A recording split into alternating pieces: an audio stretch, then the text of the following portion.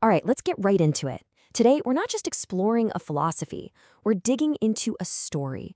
A story about a way of thinking so powerful, so dangerous, that it was literally born out of conflict and written under the constant threat of violence. This is the philosophy of liberation. Wow. Okay, just take that in for a second. This one quote, it tells you everything.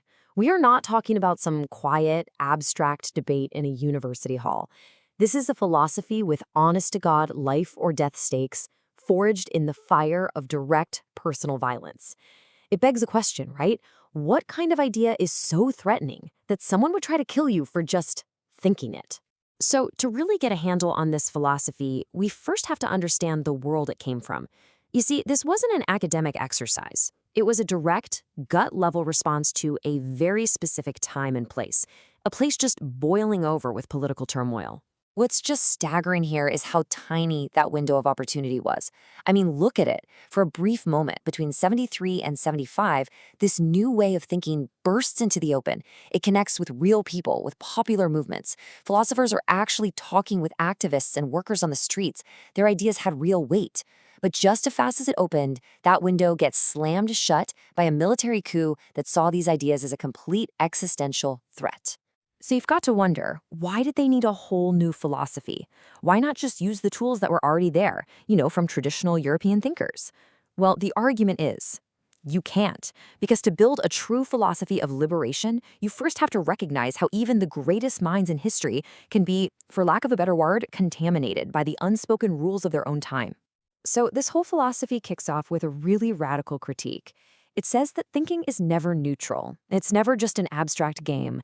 It's always connected to a real historical situation, a praxis. You're either using your ideas to prop up the system or you're using them to challenge it. There's really no middle ground. And, well, for a lot of history, philosophy has been used to put a nice, respectable face on some pretty ugly oppression. I mean, just look at Aristotle, the father of Western logic. The source points to this as the perfect, almost painful example of what they mean by contamination. Here you have one of the most brilliant intellects ever, and he's using his genius not to question, but to justify the brutal system of slavery that his entire society was built on. He calls it manifest, obvious. Why?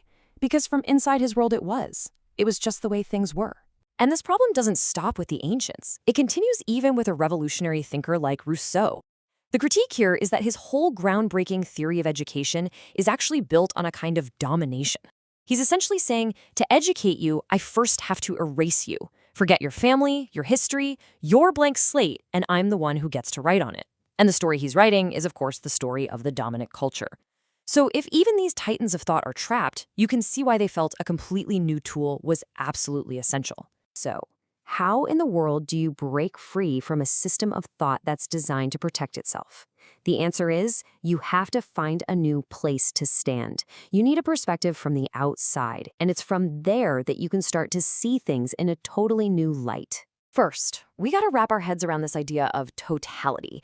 The easiest way to think of it is like a giant fortress. It's the entire system, the power structures, the culture, the ways of thinking that defines what's normal, what's possible, what's even considered real. And when you're inside the fortress walls, everything makes perfect sense. But then you have the flip side of that coin, exteriority. This is the person living outside the fortress walls, the oppressed, the poor, the other. Their reality, their suffering is 100% real, but it has no place in the system's logic. From the inside, they're seen as a problem to be solved, or worse, they're just invisible. But here's the kicker. It's from their reality, from that exteriority, that the only true critique of the system can ever begin. And right here, this is the secret weapon. This is the big breakthrough. See, the traditional dialectic method, even when it's critical, is still thinking from inside the fortress. It might rearrange the furniture, but it never questions the walls themselves. But the analectic method, the heart of this philosophy, it does something totally radical. It starts by listening to the voice of the other. It begins by affirming their reality, first and foremost. And when you do that, you crack the whole logic of the totality wide open, and for the first time, a genuinely new future becomes possible.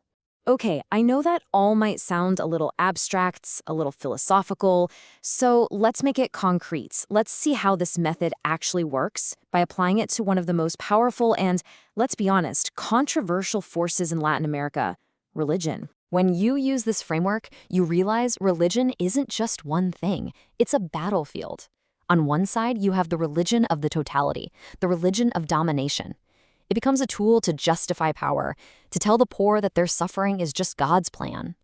But on the other side, you have the religion of exteriority, the religion of liberation. And this is a faith that's rooted in the real experiences of the oppressed. It becomes this powerful engine for revolutionary change, a real protest against misery, and a huge driver for justice. And that brings us full circle. Because thinking this way, it's not a safe academic game. This isn't about getting published or getting tenure.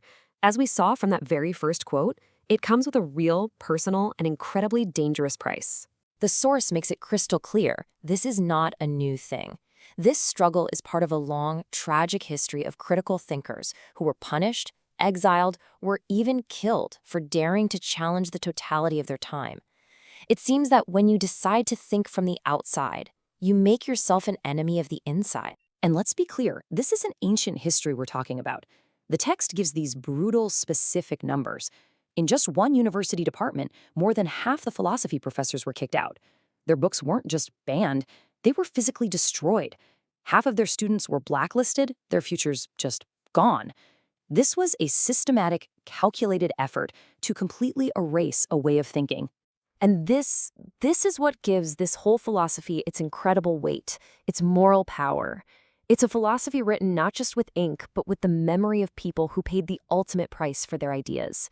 The dedication in the source material isn't to some abstract concept, it's to a teacher and a student, people who were murdered for the simple act of thinking critically.